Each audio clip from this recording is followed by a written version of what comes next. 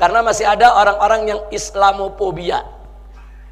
Islamofobia tuh bawaannya kalau yang berbau Islam, berbau Arab, curiga atau khawatir atau takut atau bahkan benci, ya ikhwan. Jadi kalau udah dengar kata ini berbau Arab, udah benci, ya ikhwan. Ini berbahaya sekali. Seperti pengalaman kita dulu di Purwakarta, bagaimana bupatinya benci betul dengan Assalamualaikum, sampai minta diganti dengan Sampurasun, saudara. Nah, kita bukan Sampurasun itu jelek, Sampurasun itu bagus, tapi nggak boleh menggantikan Assalamualaikum. Silakan setelah Assalamualaikum mau pakai Sampurasun nggak apa-apa. Nah, atau setelah Assalamualaikum kita mau tambah selamat pagi, selamat siang, selamat sore, selamat malam, silakan. Tapi jangan Assalamualaikum diganti dengan selamat pagi, diganti dengan selamat malam, apalagi diganti dengan salam sejahtera. Walaupun dalam pengertiannya memang sama saja. Nah, tapi jangan, nggak boleh. Nah, tapi bagi orang-orang yang Islamofobia, benci betul kalau udah dengar Arab, Islam, benci betul, saudara. Nah, ini berbahaya. Nah, atau sekarang, saudara, kita lihat Gubernur Jawa Barat, ada rumah sakit umum daerah di Jawa Barat, namanya Rumah Sakit Umum Daerah Al-Ihsan. Nah, kenapa dikasih nama Al-Ihsan? Karena dulu waktu bangunnya kerjasama Pemda dengan basis Badan Amil Zakat. Nah, karena uangnya nih dari umat, dari infak, sodako, zakat, dibangunlah itu rumah sakit umum daerah. Jadi nggak sepenuhnya itu duit dari APBD, nggak sepenuhnya dari anggaran negara, emang dari infak dan sodako umat. Nah, maka itu pengurus basis kompromi dengan Pemda dulu, ya udah kalau gitu kasih nama Al-Ihsan. Nah, saya mau tanya, bagus gak itu nama? Bagus, tapi ada yang gerah. Nah, tahu-tahu gubernur sekarang minta ganti dengan welas asih, saudara. Assalamualaikum warahmatullahi wabarakatuh. Allahumma sholli ala sayyidina Muhammad wa ala ali sayyidina Muhammad. Barusan ya, kita sudah menyimak cuplikan video bagaimana Habib Rizik mengkritik kebijakan Kang Deddy Mulyadi, yang mana beliau sudah berani merubah bagaimana kronologinya. Kritikan-kritikan apa yang akan disampaikan oleh Habib Rizik? Bukan Habib Rizik namanya kalau tidak ikut cawe-cawe kebijakan-kebijakan kepala daerah yang sudah dikeluarkan oleh kepala daerah manapun ya. Karena Habib Rizik ini memang selalu berisik. Kita simak bareng-bareng videonya. Tetapi sebelum kita lanjut kepada videonya, buat Anda yang belum subscribe channel ini, silahkan subscribe ya. Biar apa? Biar setiap channel ini upload video terbaru, Andalah orang pertama yang mendapatkan notifikasinya. Dan semoga kita bisa mengambil pelajaran apa yang akan disampaikan oleh Habib Rizik ya. Ini dia videonya, kita simak bareng-bareng ya. Sedikit durasi, sedikit panjang, jadi siapkan kopi dan rokoknya biar kita enak ya menonton video sambil ngopi. Ini videonya, silakan.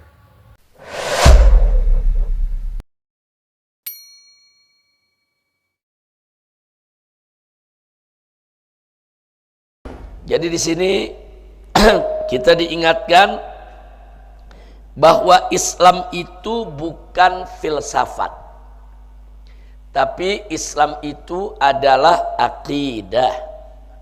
Nah, apa bedanya? Kalau filsafat itu hasil pemikiran manusia, Islam bukan hasil pemikiran manusia. Islam bukan karangan Nabi Muhammad, bukan.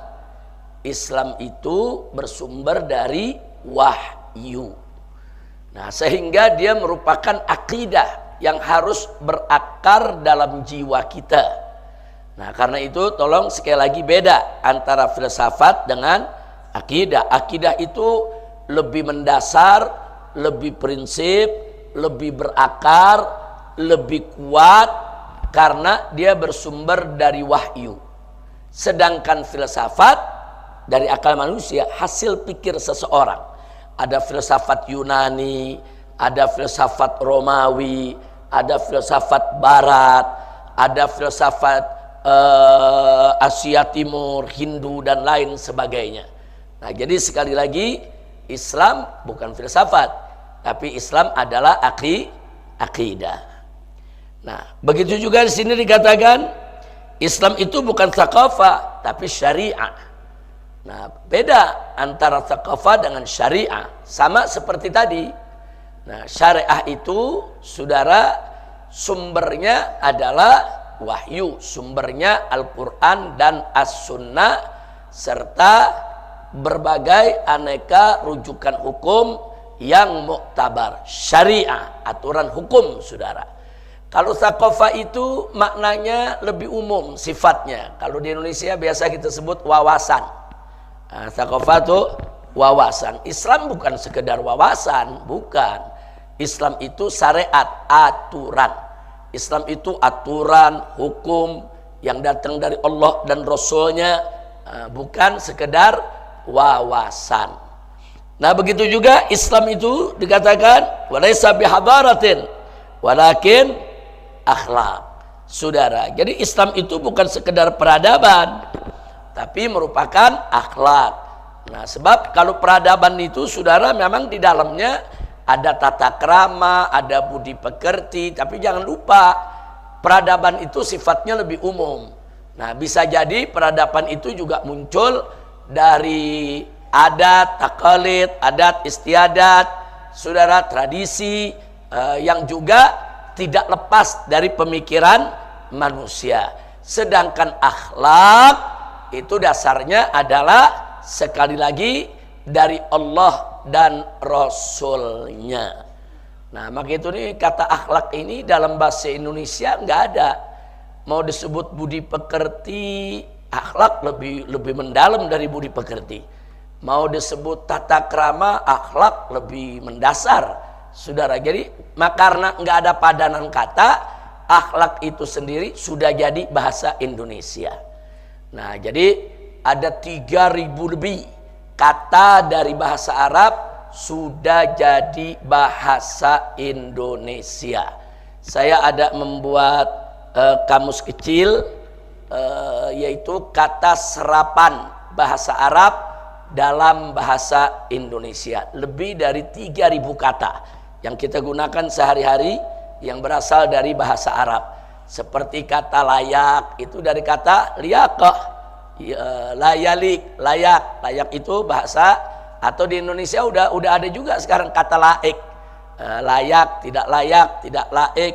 Layak dari bahasa Arab, laik dari bahasa Arab. Salju juga bahasa Arab. Bahasa Arabnya saljun. Nah, di sini disebut salju. Banyak sekali, saudara. Majelis Permusyawaratan Rakyat. Majelisnya dari bahasa Arab. Permusyawaratan, musyawarah dari bahasa Arab. Rakyat, ra'iyah juga dari bahasa Arab. Dewan Perwakilan Rakyat, kata dewan, diwan dari bahasa Arab. Perwakilan juga kata wakil dari bahasa Arab. Kemudian rakyat, ra'iyah juga dari bahasa Arab. Bahasa Arab yang sudah menjadi bahasa Indonesia. Jadi di Indonesia kita nggak sebut bahasa Arab lagi, itu bahasa Indonesia. Jadi bahasa Indonesia ini fleksibel. Bahasa Indonesia ini makin lama makin kaya dengan kata. Kenapa? Karena bahasa Indonesia menyerap aneka ragam bahasa daerah dan juga bahasa luar. Nah, jadi ada bahasa-bahasa daerah, apakah itu bahasa Sunda, apakah itu bahasa Jawa, itu sudah jadi bahasa Indonesia. Jadi kalau kita buka kamus besar bahasa Indonesia, di sana disebutin tuh, oh ini kata asalnya dari bahasa Sunda, ini kata asalnya dari bahasa Jawa. Jadi bahasa Jawa, bahasa Sunda banyak sekali kata-katanya sudah jadi bahasa Indonesia.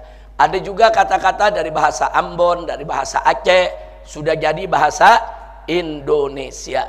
Bahkan ada juga bahasa Arab masuk jadi bahasa daerah. Setelah jadi bahasa daerah, baru jadi bahasa Indonesia. Contohnya sikin, ya ikhwan. Sikin itu artinya pisau. Itu jadi bahasa Aceh. Orang Aceh bilangnya sikin.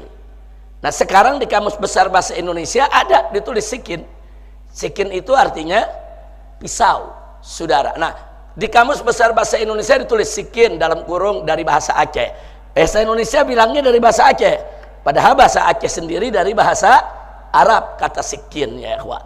Nah, jadi sekali lagi banyak sekali bahasa daerah sudah jadi bahasa Indonesia. Begitu juga bahasa luar. Nah, dulu bahasa Belanda banyak jadi bahasa Indonesia. Nah, seperti apa? Seperti zonder atau sonder. Nah, itu udah jadi bahasa Indonesia padahal asalnya dari bahasa Arab. Atau verboden, saudara, nggak boleh liwat, itu juga dari bahasa Belanda. Cuman sudah jadi bahasa Indonesia. Wajar banyak bahasa Belanda jadi bahasa Indonesia karena 350 tahun kita dijajah, kita berinteraksi dengan mereka. Tapi di zaman terakhir ini yang banyak masuk jadi bahasa Indonesia adalah bahasa Inggris. Nah, jadi bahasa Inggris itu udah banyak jadi bahasa Indonesia. Jadi kenapa? Karena bahasa Inggris ini kan bahasa internasional, di mana-mana dipakai. Nah, sehingga bahasa Inggris itu satu persatu mulai jadi bahasa Indonesia dan dimasukkan ke dalam kamus besar. Makanya bahasa Indonesia makin lama makin banyak kata, kamusnya makin lama makin tebal ya ikhwan. Nah, jadi kita nggak usah alergi dengan bahasa Arab yang sudah jadi bahasa Indonesia. Karena masih ada orang-orang yang Islamofobia. Islamofobia tuh bawaannya kalau yang berbau Islam, berbau Arab, curiga atau khawatir atau takut atau bahkan benci ya ikhwan. Jadi kalau udah dengar kata ini berbau Arab udah benci ya ikhwan. Ini berbahaya sekali. Seperti pengalaman kita dulu di Purwakarta, bagaimana bupatinya benci betul dengan Assalamualaikum sampai minta diganti dengan Sampurasun, saudara. Nah, kita bukan Sampurasun itu jelek, Sampurasun itu bagus, tapi nggak boleh menggantikan Assalamualaikum. Silakan setelah Assalamualaikum mau pakai Sampurasun nggak apa-apa.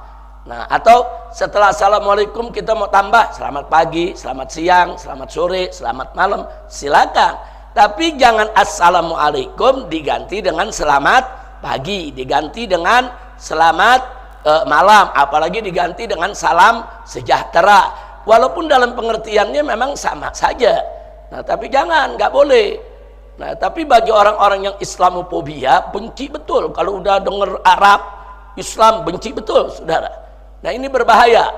Nah, atau sekarang saudara kita lihat Gubernur Jawa Barat, ada rumah sakit umum daerah di Jawa Barat, namanya Rumah Sakit Umum Daerah Al-Ihsan. Nah, kenapa dikasih nama Al-Ihsan? Karena dulu waktu bangunnya kerjasama Pemda dengan basis Badan Amil Zakat. Nah, karena uangnya nih dari umat, dari infak, sodako, zakat, dibangunlah itu rumah sakit umum daerah. Jadi nggak sepenuhnya itu duit dari APBD, nggak sepenuhnya dari anggaran negara, emang dari infak dan sodako umat. Nah, maka itu pengurus basis kompromi dengan Pemda dulu, ya udah kalau gitu kasih nama Al-Ihsan. Nah, saya mau tanya, bagus gak itu nama? Bagus, tapi ada yang gerah. Nah, tahu-tahu gubernur sekarang minta ganti dengan welas asih. Saudara, kita nggak katakan welas asih itu jelek, tapi ada urusan apa Al-Ihsan diganti dengan welas asih? Kalau gubernur mau bikin rumah sakit baru, kasih nama welas asih, silakan. Bikin rumah sakit baru namanya Rumah Sakit Sampurasun, silakan. Bikin rumah sakit baru namanya Rumah Sakit Welas Asih, silakan saudara. Kenapa yang sudah ada uang dari bantuan umat kok diganti dari Al-Ihsan ke Welas Asih? Kenapa? Karena dia nggak suka tuh kata Al-Ihsan, dianggap ini Arab, ini bau Islam, ini Arab. Kenapa mesti Al-Ihsan? Padahal ihsan itu sudah jadi bahasa Indonesia. Iman, Islam, ihsan itu bahasa Arab yang sudah jadi bahasa Indonesia. Saudara, oh tahu-tahu begitu ditanya wartawan dia ngeles, ini kan cuma sekedar ganti nama. Tunggu dulu. Siapa bilang ganti nama itu enggak berimbas? Ganti nama itu berat. Karena itu nanti menyangkut administrasi. Berarti pelangnya diganti, kop suratnya diganti, kop amplopnya diganti, stempelnya diganti. Bukan itu lagi, sertifikatnya juga diperbaiki, itu nama, perizinannya juga namanya mesti diperbaiki lagi, itu semua biaya. Nah, jadi jangan yang konyol-konyol lah, nama Al-Ihsan diganti, kecuali kalau namanya jelek, saudara. Wah, ini namanya jelek nih, umpamanya rumah sakit apa, rumah sakit cebok umpamanya. Nah ini kan jelek namanya, ganti sama rumah sakit Welas Asih. Saya mau tanya, rumah sakit Al Ihsan bagus tidak? Ada urusan apa diganti Welas Asih ya kawan? Nah jadi ada aroma nggak suka yang berbau Arab, berbau Islam. Nah ini kita jauhkan. Sikap rasis semacam ini haram buat umat Islam ya kawan. Haram, karena memang beberapa waktu yang lalu sang gubernur ini terang-terangan dalam ceramahnya dia menyerang Islam. Jadi dianggap Islam ini agama pendatang, yang leluhurnya bukan leluhur bangsa Indonesia. Bangsa Indonesia punya leluhur sendiri yang leluhurnya jauh lebih mulia daripada leluhur-leluhur yang menyebarkan agama Islam. Ini ngawur ini saudara. Nah jadi dia benci dengan Islam, dengan Arab saudara, sehingga menumbuhkan sikap rasis. Dan saat ini dia kadang-kadang ceramah di mana-mana, saya difitnah, katanya saya benci Islam, saya difitnah, saya dilawan, katanya saya begini begitu. Bukan difitnah, fakta. Anda merubah Purwakarta dari kota santri jadi kota berhala. Berhalanya masih ada sampai sekarang. Nah fakta, Anda mengganti assalamualaikum dengan sampurasun, bukan fitnah, fakta. Nah kini juga fakta, Anda mau ganti kata ihsan dengan welas asih. Saudara, jangan apa namanya, jangan kelewatan. Jangan nanti di Bandung ada juga rumah sakit Hasan Sadikin, diganti juga lagi nanti. Nah, itu kan Hasan kan juga bahasa Arab, Sadikin bahasa Arab. Itu kan nama tokoh Jawa Barat dulu. Hasan Sadikin itu dulu nama tokoh besar di Jawa Barat, diabadikan namanya jadi rumah sakit, saudara. Nah, terus bagaimana? Terus sekarang nanti kamar jenazah mau diganti jadi kamar layah begitu. Atau kamar bangke. Astagfirullahaladzim. Jenazah bahasa Arab, saudara. Jadi nggak usah menanamkan atau mengaplikasikan dalam kehidupannya kebencian, sikap rasis, fasis terhadap sesuatu yang berbau Islam. Nah ini yang perlu saya sampaikan ya kawan. Nah jadi silakan bikin rumah sakit yang banyak. Yang satu nama rumah sakit Welas Asih, yang satu rumah sakit apalah, dikasih nama, silakan. Yang sudah ada bantuan umat, duit dari umat, nggak usah dikutak-katik. Karena ganti nama aja, jangan kita bicara rumah sakit nih MS nih. Kalau besok ganti nama, ya berarti kan lambangnya ganti. Berarti tulisan-tulisan MS-nya diganti. Berarti buku-buku yang dicetak di MS, kertas-kertas, surat-surat semua diganti. Itu biaya, saudara, bukan enggak. Nah begitu akte notarisnya juga mau nggak mau diurus, dirubah lagi tuh. Jangan, perubahan nggak gampang, perubahan yang nggak perlu ya kawan.